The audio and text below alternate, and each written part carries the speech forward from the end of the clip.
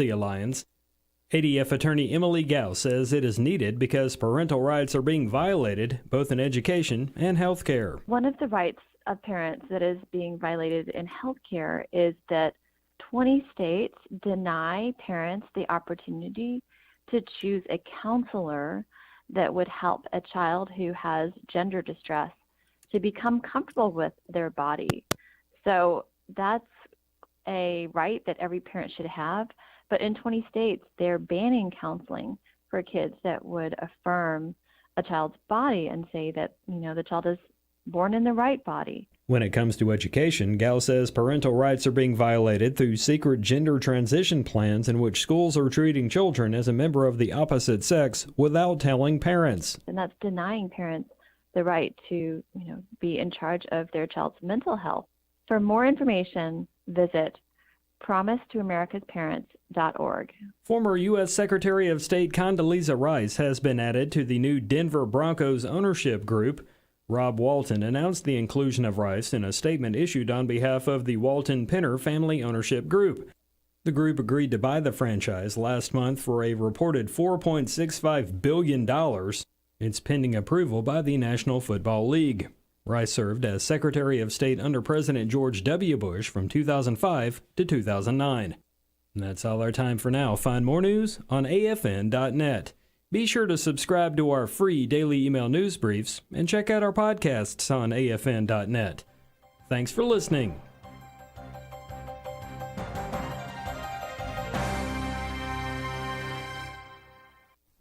AFR programming is now available on Alexa. You're joking, right? Nope, not joking. Seriously? Yep, this is not a drill. Wait a minute. No way. There's a way, the Alexa way. So if you just happen to miss your favorite shows, no worries. You can now listen to each podcast with Alexa. It's simple and it's free. Just visit afr.net/apps and click Alexa. We're not joking. As Christians, we have to understand and be real with where we are. That's what we have to see first, individually. And where our mindset is and what we desire. Airing the Addisons. I think what God is really calling us back to, it's those individual personal revivals in our own lives where we're like, oh Lord, what have we done? We have minimized you. Promoting truth, wisdom, and empowerment. As the church, man, we should be on the forefront of making disciples, of indoctrination and godly things. If we don't train our kids, they will not be able to stand. Airing the Addisons. On American Family Radio, it's great to be back with you after not being with you for some time. So I know it sounds weird to say we miss you, but we do. We miss you because we feel like we're talking to family on a regular basis. And so when we are away, we can feel that. We had a little small thing going on that required some attention. Just a little something that required just a little bit of attention. The Marriage Family Life Conference. We are now on the other side of that. Yes, we are. And that's amazing. It was an incredible time. I want to start just in this segment. First, let me say that I'm Miki. And I'm Will. And Adam B. and J Mac are on tap to help us navigate the show today. We have a guest scheduled to join us so that we can talk about a cultural moment that we are having. And I think it'll work really nicely with some of the other things that I wanted to mention in this first segment. Unfortunately, I will have to give a disclaimer for our second and third segment, just because the content of what we're going to talk about, if you haven't had this conversation with one of the very young listeners among us, then that is a conversation that we respect you enough to say you get to have that with your kid and not us via radio. That's right. So we will give that disclaimer again when we come back from the break. But I would just tell you in the second segment and third segment, we're going to talk about some of those cultural issues that deal with specific content that may not be suitable for some listeners. So if you are listening with your little ones, maybe you just kind of table it and then go back and get the podcast or something like that so that you can decide if it's okay. You may decide, hey, you know what, that was okay, but just because we don't know yet. So let's just be careful. Right. But Laura Perry Smoltz is going to join us in the second and third segment.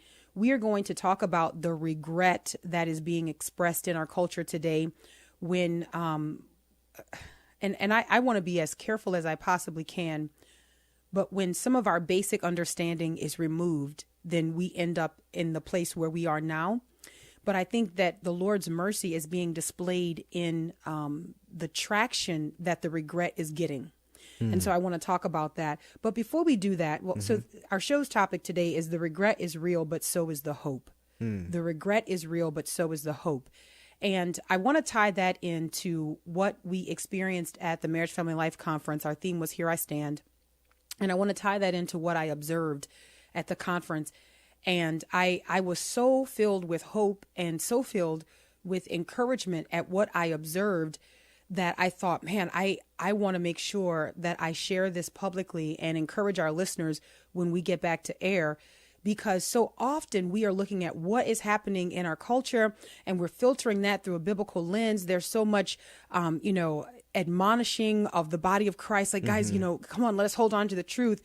And I think sometimes it can appear unintentionally that, okay, well, no one's doing that. Yeah. You know what I mean? Yeah. To the contrary, there are very many Christians who are holding the line. And in fact, we're seeking one another out. Right. And so the Marriage Family Life Conference actually becomes one of those meeting spaces where we're like, hey, we all see it. Everybody sees it. Right. We all recognize it. But I want to tell you, I was really encouraged because I observed several things.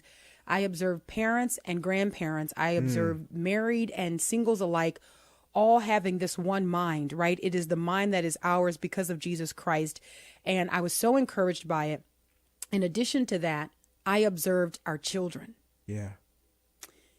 And for some of you, your grandchildren. And I will just tell you, because of being steeped in the information and so many of the stats, and when you've got percentages like 40% of Generation Z saying that they identify as LGBTQ, that can be very disheartening. You know, that is an enormous number when you think about what we're talking about. But I've got to tell you that what I observed is I observed young people who really love Jesus. Amen. I observed young people who obviously are being discipled by their parents and grandparents. It was just amazing to me. So I had the opportunity to teach a class in the youth apologetics track. I taught 11 and 12-year-olds a biblical response to critical race theory. And I tried to take it and I tried to cook it down to communicate that defense in a way that would resonate with them, in a way that they would understand. So that's a mix of animated video, and showing some graphics and saying, what do you think of this picture? Some of the images that I think they would see. And in particular, talking about the image that you guys would be familiar with, the people standing on the crate, equality versus equity. You guys may be familiar with that picture. Just look it up. If you do equality versus equity images, what ultimately will come up, and probably near the top, will be these people who are trying to look over a fence at a baseball game and the boxes and the crates and all that. So I use that with the 11 and 12-year-olds. Let me just say this. Some of the kids in the class could have taught my class. In fact, one did. I'm looking at you, Trey. Okay, I can't see you, but you're listening. You listen with your mom and your dad and his sister, Noelle. Okay, they could have taught my class. And then the questions that were asked and the responses that were given, I was so encouraged. And so I thought, there is so much hope in us continuing to tell and teach and train. To tell and teach and train. And so I want to encourage parents, and I want to say this not in sort of like a pep rally sense, but in a way to encourage you, keep holding the line. So if you are having these conversations with your kids, as is very evident that you are, good job. Keep having these, good job, guys. I was so encouraged, and I don't mean to geek out here, but I just, there were many times where I was just a little bit, and this doesn't happen often, you guys know, but there were times where I was just a little bit speechless by our kids' ability to perceive deception. Guys, that's key, right? Our kids are discerning. and they understand what's wrong with things that seem just a little bit right. You know what I mean? And so I was really encouraged by that. So I want to say kudos to the parents and to the grandparents. There are kids that obviously they are having these conversations with their parents, and they are internalizing that information, and they have so owned it that they're able to engage content. They're able to engage content. And so I was really encouraged by that. I'm also encouraged by the number of believers who continue to, and I don't want to say find our backbone, but I mean, the boldness increases. And so I just want to say that I know often we open these microphones and we're looking at the lies and we're looking at the deception, and we are encouraging you to continue standing on the truth of the word of God. But I was encouraged this weekend because it looks like that's what we're doing. It looks like that is exactly what we're doing, and we're telling others to do that. And so it was just really, really neat to see. In addition, there was a little mishap, and excuse me, I just want to say it here publicly before our conference attendees start talking about us behind our back. Okay. We did conference through a thunderstorm. It was pretty bad. Yeah. It was pretty bad. I got to tell you, listen, this is why I have learned not to talk at certain times. Like when we have meetings and when we're planning and when we're prepping, I have learned at specific times not to talk because I have a thought, and then, you know, every thought doesn't need to be expressed. So during our preparation, when we're walking through the conference center and it's mentioned, okay, and so here's our storm measures, here's what we do in the event. And I'm thinking to myself, we don't need all of that. Yeah. We've been there every year. We're not going to have a storm. Well, anyway, we had a storm. And in the middle of one of our panel discussions, guys, this was worth the price of admission. The power went completely out. Done. It was black for a few seconds, and then I guess some backup generators kicked in, and we had some little like tea lights or something. I don't know. It turned into a campfire, kumbaya. I don't know. The people moved up, didn't it? The people came forward. Yeah. So, quick suggestion. Hey guys, move forward in the arena. Okay. Big space that we were in, trying to continue the panel discussion, and we did. Someone gave me, is it a megaphone or is it a bullhorn? I don't know what it is. I can't, I don't know. I don't know which one it is. I feel like it's a megaphone is what I got. Okay. The things that they use at the protests where they're marching in there, and which I had some fun with that, y'all. Oh, Mika had some fun with that, whatever it's called. It was fun. But we had a great time, and I'm so encouraged. And so my encouragement to all of our listeners, because we have listeners all across the country, there's no way by any stretch of the imagination that we even put a dent in our listenership with the attendees who were at this conference. We just don't have the capacity for that. But I will tell you this, be encouraged, because we truly are not alone. We truly are not alone. And the more the culture keeps shouting at you and telling you things like, you guys have a culture problem. You have an ethnicity problem. You have a diversity problem and all of this. And you need ambassadors. You need, directors of inclusion and all of this. And then we all show up because we love Jesus. And we're all looking around at each other and we're like, we don't have a problem. That's stuff that naturally happens through the Spirit. Like, amen. The things that they're trying to work up, you got to have this, you got to have this group, have this. Yeah, man, that's right. The power of God causes that to happen because the hearts are changed and the hearts are knitted together, beyond all of that surface stuff. It's so much. It's awesome to see.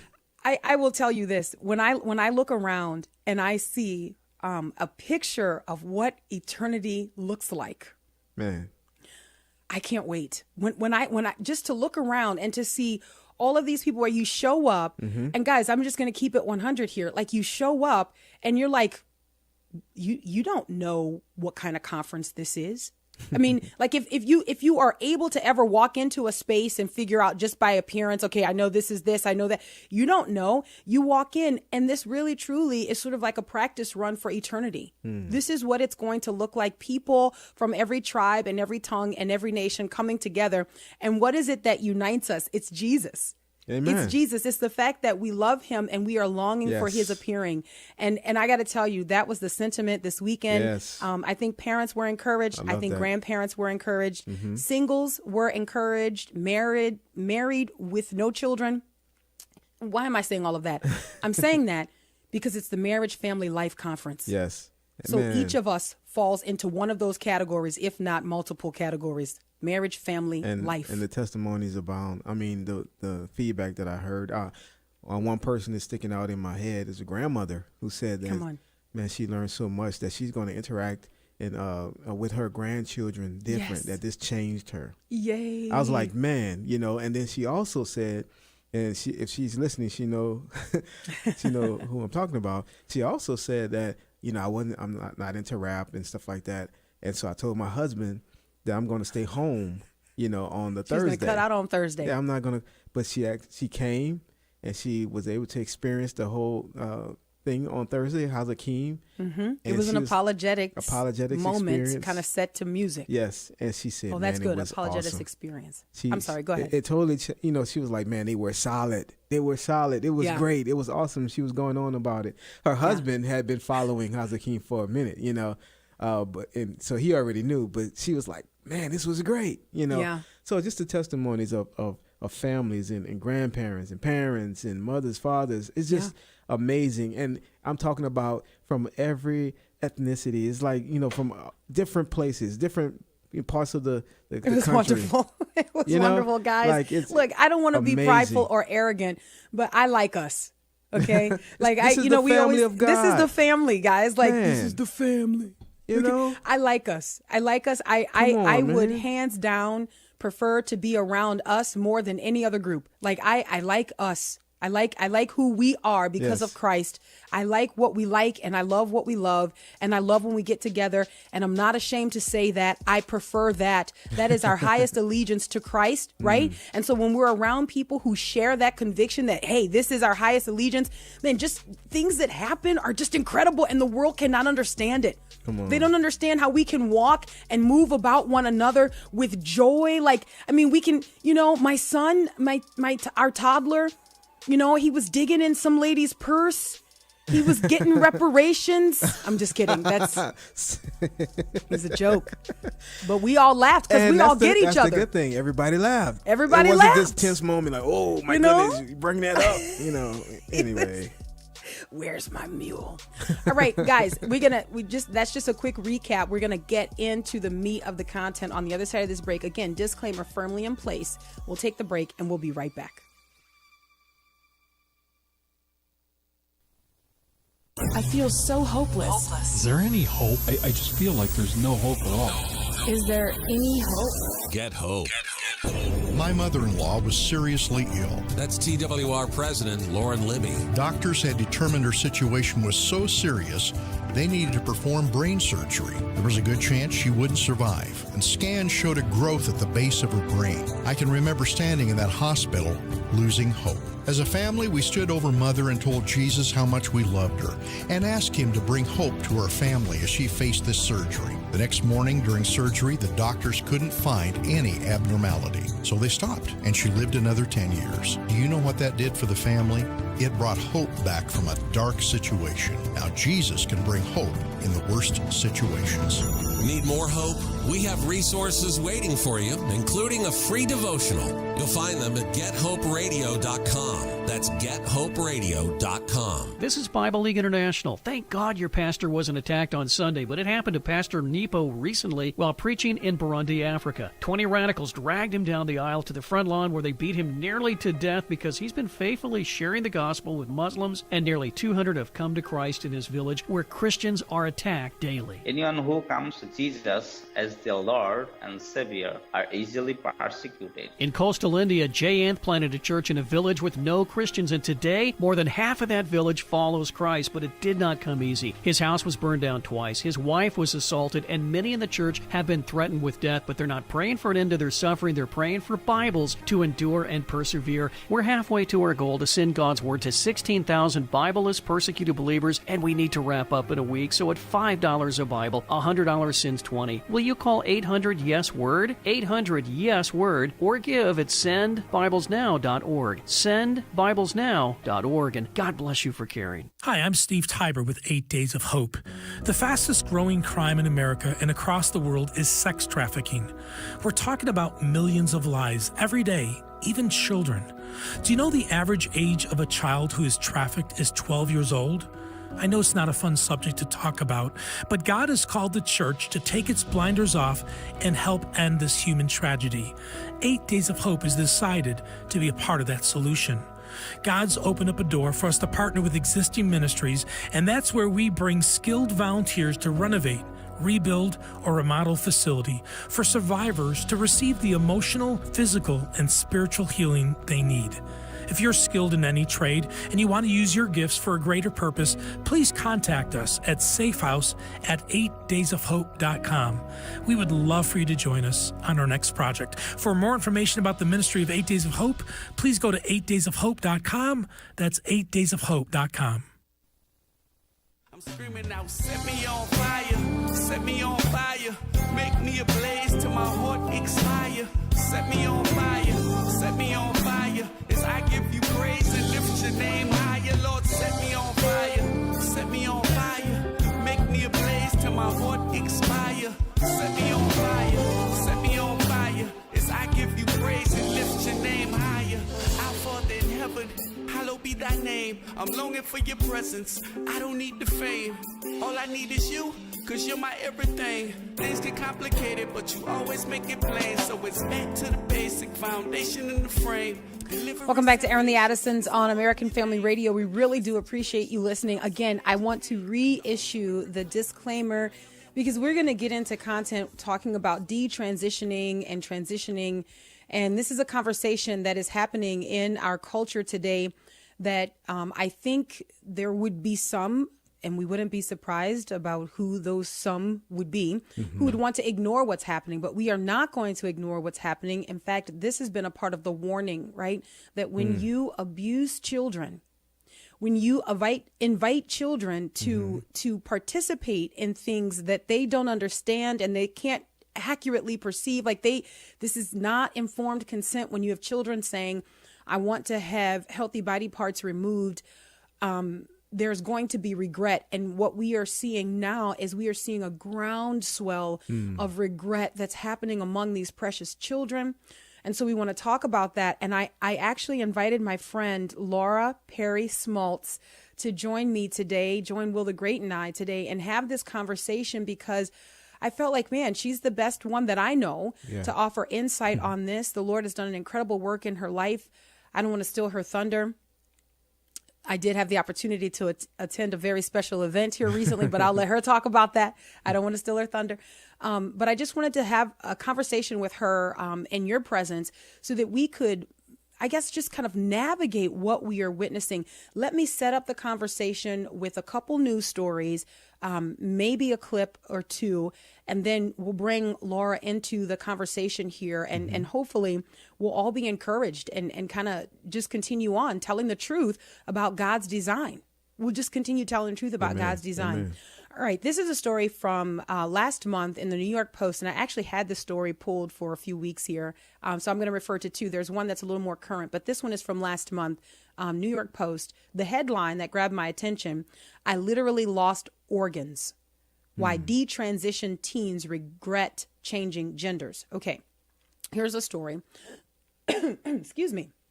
When Chloe was 12 years old, she decided she was transgender.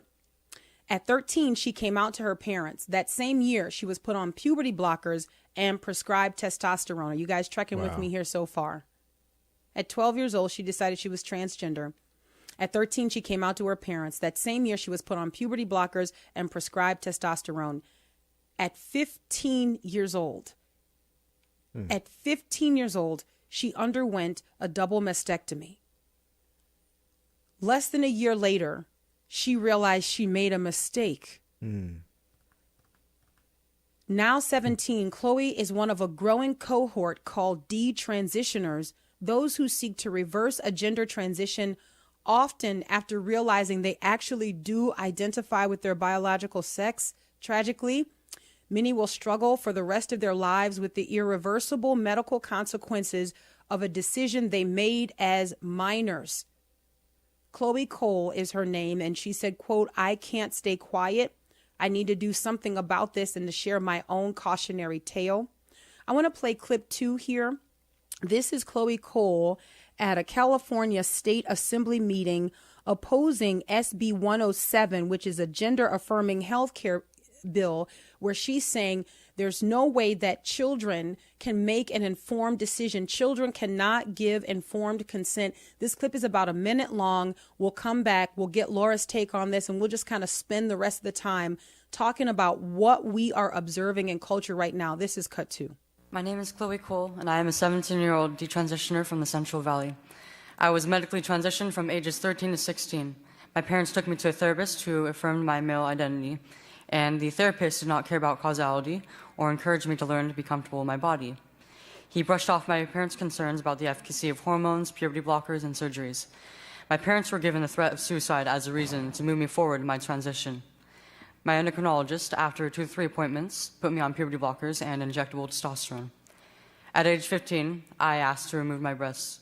My therapist continued to affirm my transition. I attended a top surgery class that was filled with around 12 girls that thought they were men. Most were my age or younger. None of us were going to be men. We were fleeing from the uncomfortable feeling of becoming women. I was unknowingly physically cutting off my true self from my body, irreversibly and painfully. Our trans identities were not questioned. I went through with surgery.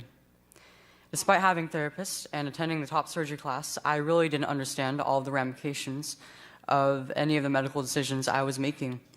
I wasn't capable of understanding, and it was downplayed consistently. My parents, on the other hand, were pressured to continue my so-called gender journey with a suicide threat. I will never be able to breastfeed a child. I have blood clots in my urine. I am unable to fully empty my bladder. I do not yet know if I am capable of carrying a child to full term. In fact, even the doctors who put me on puberty blockers and testosterone do not know. SB 107 is circumventing states' laws that have needed safeguards in place so my story is not repeated. Children cannot consent. Vote no on SB 107. Oh, my goodness. Children cannot consent. They do not have the mental capacity. They do not have the mental development to be able to consent. They do not fully understand what they're doing to their bodies. Laura Perry Smalts joins us this afternoon. Laura, I just kind of fresh out of that clip. What are your thoughts when you hear that? Well, it grieves me. First of all, I mean, it's so hard to listen to these young kids. I mean, I know it's one thing for what I've been through as an adult, but you know, their bodies are never even having a chance. And these that are transitioning before puberty, it's going to be a whole lot harder to reverse the transition. It's hard enough for me. Yes. You know, I started at 25. Let me make sure and I'm so glad you mentioned that, because I want to give our listeners a point of reference just in the event that there are listeners who may be new to Airing the Addisons and they're not aware of the several conversations that we've had with Laura Perry Smalts. Laura is an author and speaker, and she also serves First Stone Ministries as the women's ministry intern there.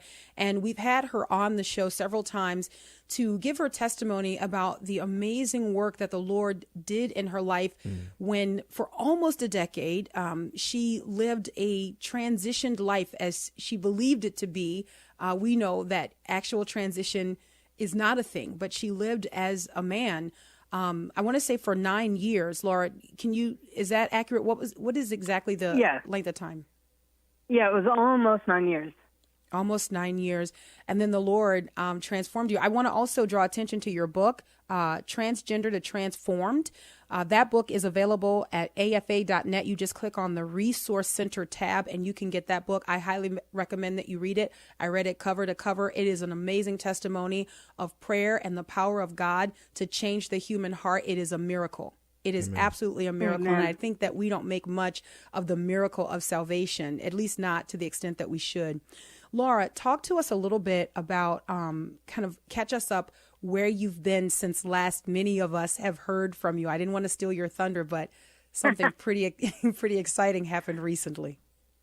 Yeah, it's been amazing. You know, I had really gotten to a point where it was like I was so satisfied for the first time in my life, so comfortable in being who I was, and I didn't have that. You know, because for most of my life, I think I was so uncomfortable with who I was. I hated who I was, and I was really uncomfortable being alone, and I felt like I had no value or worth except in what somebody else could give me.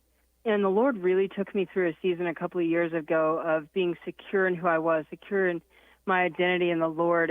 But I began to really desire a husband, and I was like, okay, Lord, if you want me to be single, if I can serve you better single, then I'll stay single. But if I can serve you better married, then I pray for a husband. And I literally just asked the Lord to arrange my marriage if he wanted a husband for me. And he's brought me the most just incredible man. I'm so blown away by his love for me. And even other people that have met him, in his name, I guess I haven't said, I don't know, I haven't articulated all my thoughts on this yet because it's really new. We just got married May 14th. And his name is Perry, so his first name is my maiden name, which has been a lot of fun. But such a godly, Christ-like man, and just continually pointing me to the Lord, but also such a testimony of redeeming love, of being able to look beyond my past and accept who I am and where I was at. Mm-hmm. And yet also, though, I want to point out to people, sometimes that can be taken as, transition can be totally reversed and it's totally fine. You can have it all back. Well, the Lord has redeemed that, but, things were stolen from him. It's not quite the same.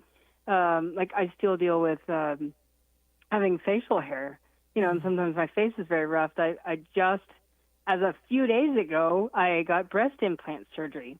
Wow. So I'm getting breasts back in a sense, but they're not the same. I'm going through a whole lot of pain, and it's, and just because that can sort of, I can have that appearance again, it's just not the same as it was originally. We wouldn't be able to have our own children. So there's a lot that's been stolen from him. So yes, God can redeem, but I want people to also hear that there are still real consequences. And I'm just, I'm desperate for young people to know that this is not the answer. Yeah, Laura, I remember, I think it may have been, oh goodness, I lose track of time, but maybe it was a couple years ago, and I was still really active on Facebook. I'm not so much anymore, but I remember reading one of your posts one day where you were grieving the loss of the way you lived, and you were grieving the loss of being able to have children. And I read some of the comments, and people immediately jumped in with, you can adopt, you can do this, you can. And I know that the intent was to be encouraging, but as I was reading your post, I really felt like, man, we just need to grieve with you. Like, this is a real loss, and this is a real pain that you're experiencing. We don't need to immediately jump in with, oh, here are the solutions. You don't have to feel badly, but in a sense, the Bible tells us to grieve with those who grieve, right? And to mourn with those who mourn. And so I think about that there is a real loss that you experienced that I think it's important for us to remind, just as you did, remind our listeners that the Lord redeems and he saves, but there are some things that we suffer while in sin and in rebellion against God that we can't get back. Right. And that has, I was so grateful that day. You were one of the few that pointed that out, because that's where my heart was. I just need to grieve this, because yes, I realize I can adopt, and there are children that need to be adopted. There are children that need a loving home. I get that. But people were so quick. It's like nobody wanted me to feel that pain, and sometimes we need to grieve that, because the reality is, like, even now, I was kind of okay, but it kind of came up all over again when I got married, and I realized that there was never going to be an offspring of Perry and I, that we couldn't pass on who we are as a couple physically. And I know we could adopt. We haven't made that decision, but it's just, that's something I can never have. Yeah. And I can never have my own child. Yeah. I think about the headlines that we're reading today about so many detransitioners, and at the same time, we're reading headlines where we've got this, and I don't want to overuse the word wicked, but in a sense, we've got a wicked administration that is really robbing parents of the ability to make good decisions, robbing children of their innocence, and kind of encouraging them into decisions that they cannot come back from fully. At least we don't even know yet. We don't know what the long-term effects will be of giving children puberty blockers, and yet we see this being held up and we see this being celebrated. Laura, what is your encouragement for parents who are watching this, and who maybe they would never consider medically transitioning their children, but maybe there are some parents who have bought into the national lie. Right now, it's a national lie that if they don't affirm their kids' preferred pronouns, or they don't affirm their kids' preferred gender or identify them as trans, that they actually are increasing their risk of suicide. Well, I want to ask the parents, I was thinking about this earlier. Let's imagine for a moment that you're one of these parents that was totally affirming, took them to one of these gender therapists, started them on puberty blockers, helped them get the surgery and all of this, and then your kid regrets it when they're 18, 19, 20 years old. What are they going to think of you then? You know, this is why we need parents to be parents. Yeah. We don't need parents to be their best friend. Amen. They need someone in their life that's willing to fight for them, that's willing to make hard decisions, that's willing to not be liked for a while. Yes. And you have to realize these kids are being coached, and they are going on social media, and I've heard this over and over, and they're being given scripts, basically, of how to manipulate your parents, how to get the doctors to get what you wanted. But anymore, I think so many of these doctors, this has become so common that a lot of them are just pushing them through. I've heard so many cases where it's like they just pushed me through and they didn't question anything. I had one, there's a Reddit forum that I'm a part of that has like 35,000 members now that are all supposed to be, they'll kick anybody off that's like trolling or is not going through what we're going through. So it's supposed to be just detransitioners or people that are questioning. And so this one said her, I don't know if it's male or female, gender-affirming therapist will unfortunately ignore your trauma and railroad you into transition. My gender-affirming therapist literally said, why deal with your trauma? Just transition and be happy. Come to find out, I had several childhood traumas that helped push me down the road to trans. Wow. Okay, we're headed to a break here. I want to pick up here when we come back, because that's exactly the thing that Chloe Cole is expressing, that she was going through a period of isolation and loneliness, and she was encouraged. She was basically almost evangelized, if you will, into LGBT radical ideology via Tumblr. And so we've got to talk about this. We've got to talk about where our kids' influencers are. I mean, the consequences are dire. And the importance of the parents. The importance of the parents. Yeah. All right, we'll pick up right here when we get back, you guys. This is Aaron the Addisons on American Family Radio. We'll take the break and be right back.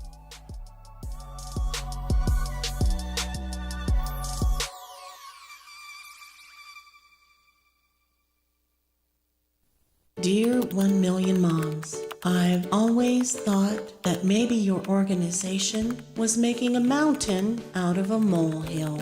But today, I cannot believe what I just saw on my TV. Concerned about the trash flowing into your home through today's media that simply will not censor itself? Make your voice heard. If you see trash in the media, tell us.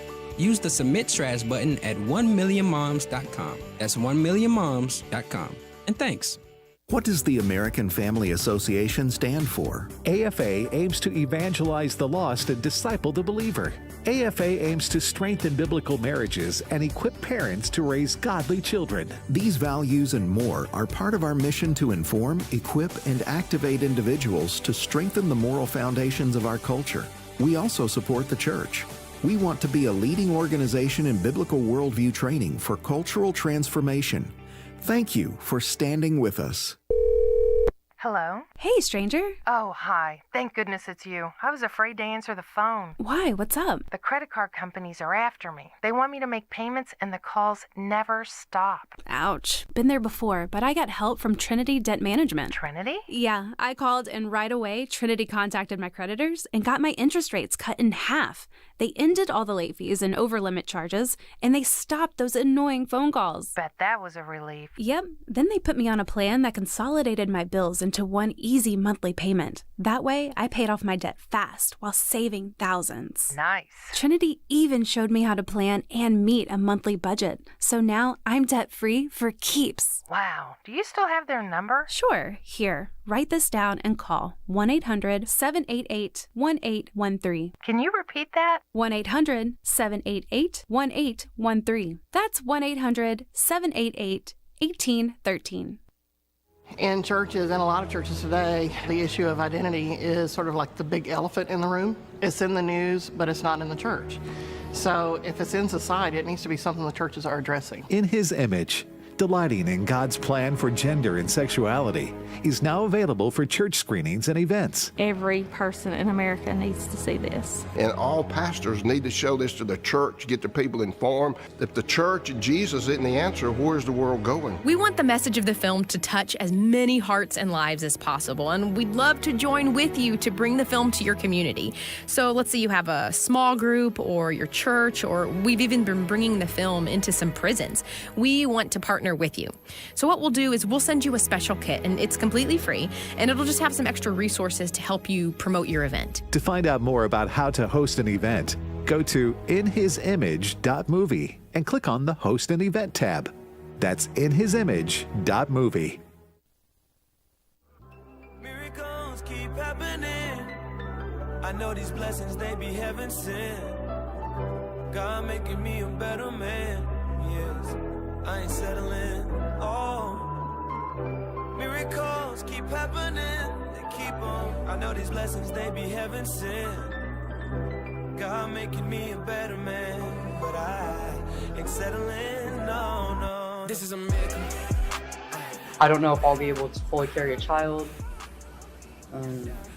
and I might be at increased risk for certain cancers, namely cervical cancer. And because I do not have my breasts, I no longer have breasts, I'm not able to breastfeed whatever future children I have. That realization actually was one of the biggest things that led to me realizing that this was not the path that I should have taken.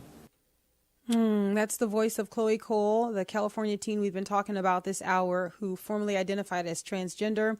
She was speaking at an event where she was backing the Florida rule, which would block Medicaid funds from paying for medical intervention for gender dysphoria.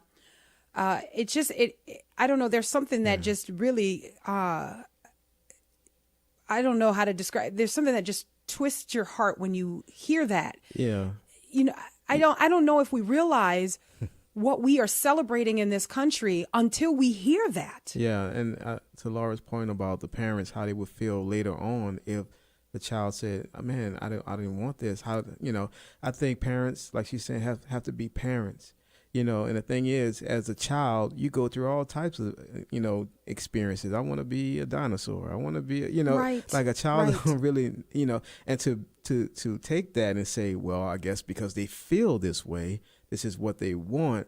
Man, that as a parent, that's neglect. That's terrible, you know. And I think as parents, we have to have the role of being a parent and not just trying to do what the child at that age is saying that they want, because they don't really know what they want exactly at that time, you know, because things change. You grow up and you mature, and then you're like, man, what did I do? And those things can be permanent, you know. It can be like permanent effects to it. That's right. You know, That's and right. so parents got to really take into account the severity of this.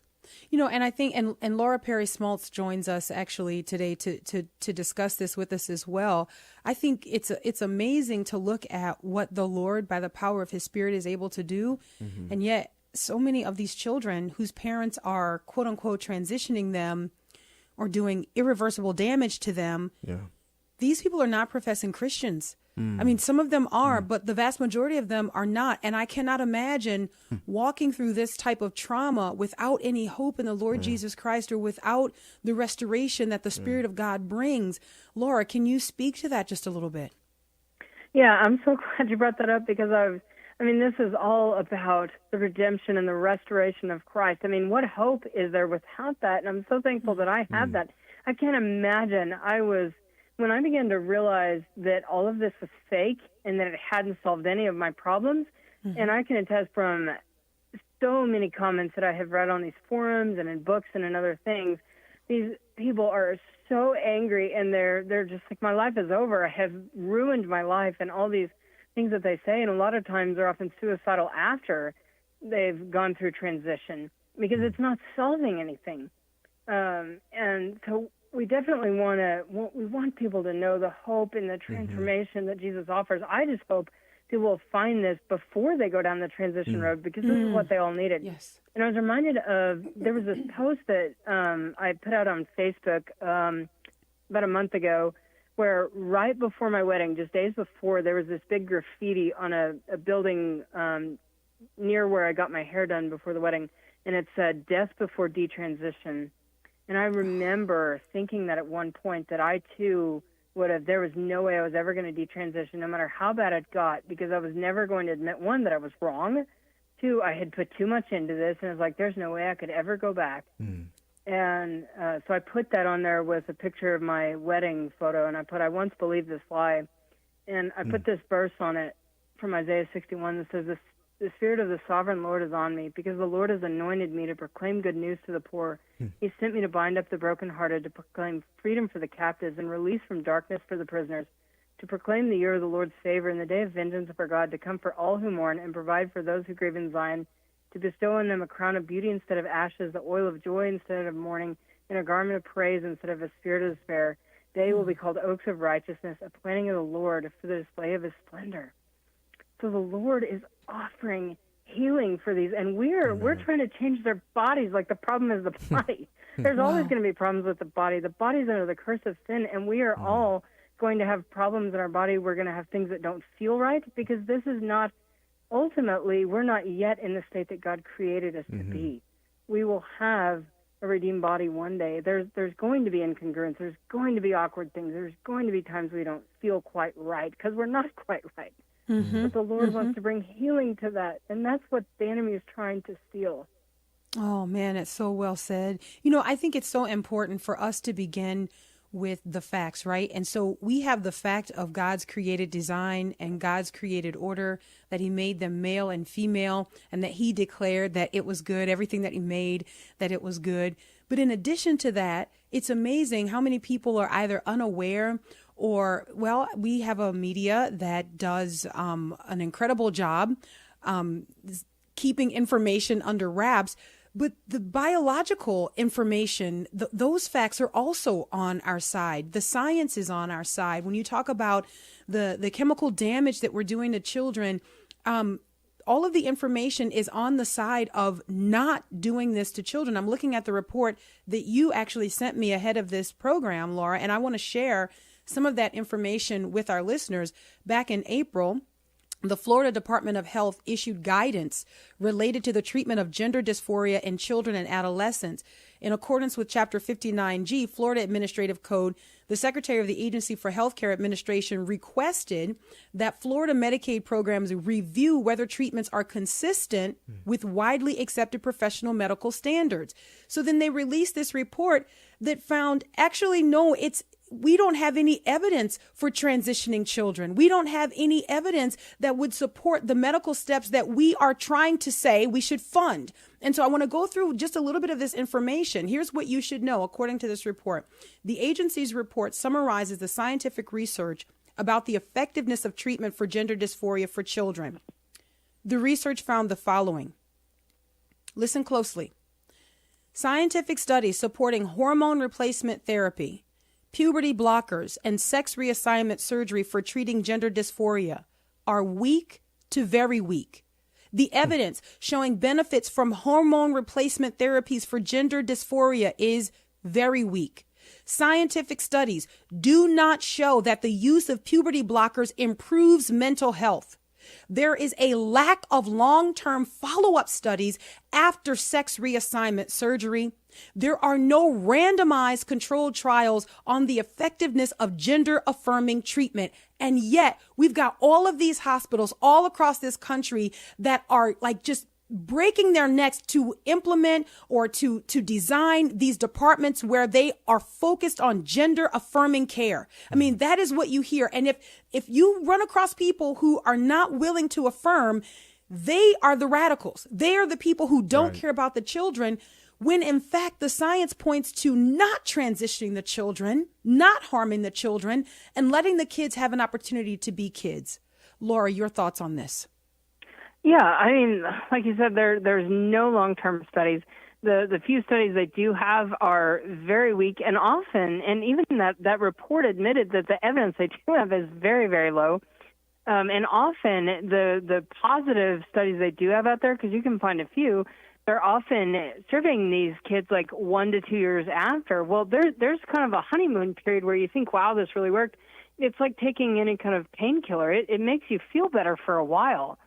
But then when you realize that all this is fake, that it hasn't solved any of your long-term problems, it hasn't dealt with any of the trauma, and it hasn't actually made you a different person, when all of that begins to hit reality, it's extremely depressing. And that's what, there's so much evidence out there. There's so many stories. There's a book I'd recommend by Walt Heyer, who's also an In His Image, called Trans Life Survivors. It has like 30 stories of different people. There's stories all over the internet. Read some of these testimonies and see what people are going through. I was just jotting that down. Trans Life Survivors. I know that our listeners will reach out to us and ask for those resources, because the fact of the matter is this is an epidemic that our kids are being influenced. And I think we need to go back there and pick up, because we left off there on before we hit the break. Our kids are being influenced all over social media. They are lonely, and they find the encouragement to be LGBTQ plus pervasive all across their channels of influence. I mean, it's in their entertainment. It's coming across their social media timelines. It's in their music. All of this is being celebrated. I know that there are many parents who would be listening to us today who would say, I feel like I'm outnumbered.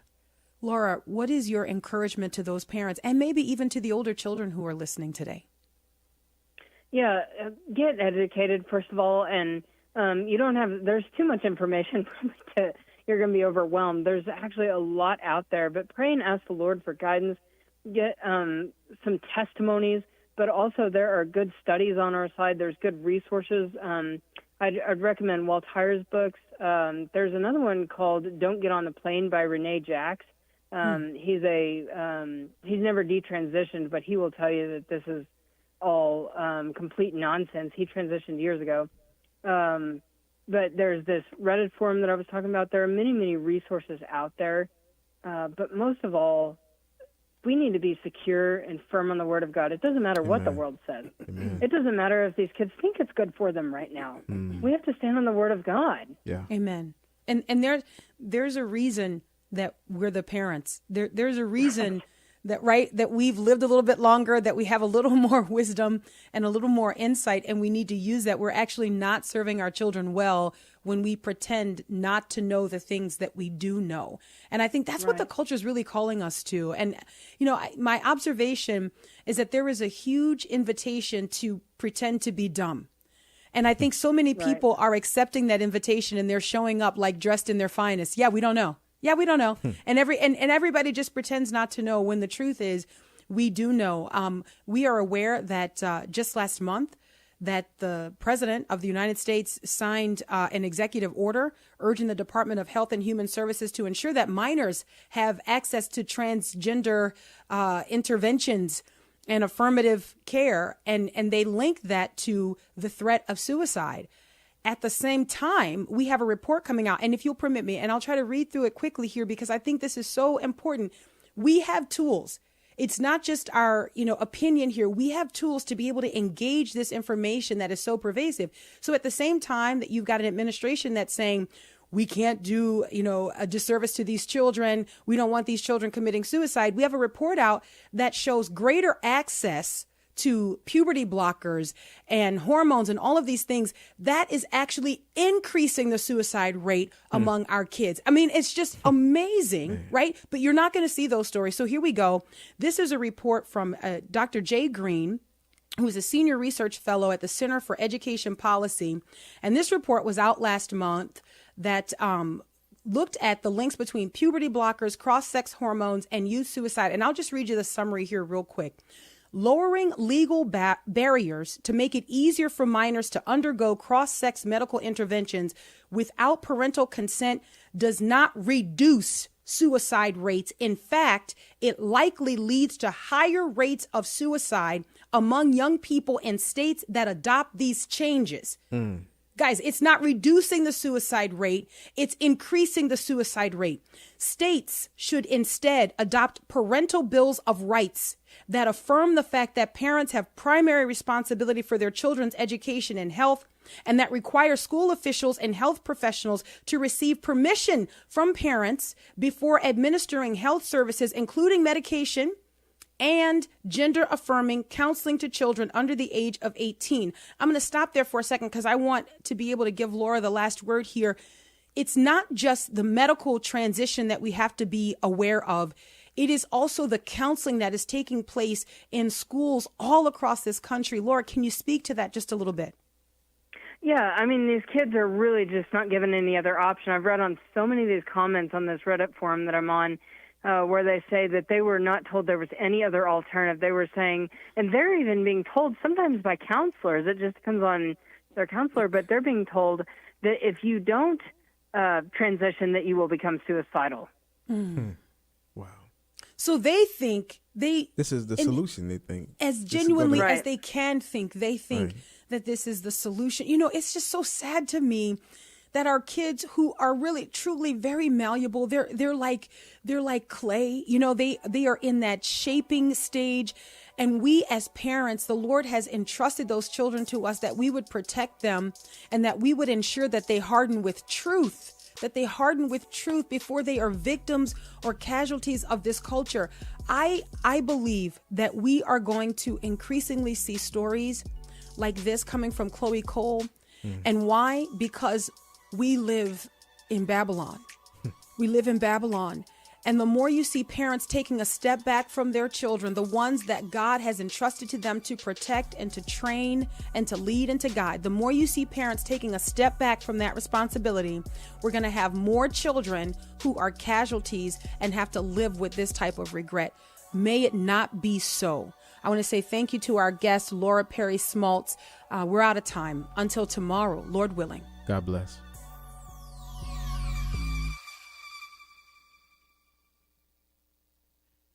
The views and opinions expressed in this broadcast may not necessarily reflect those of the American Family Association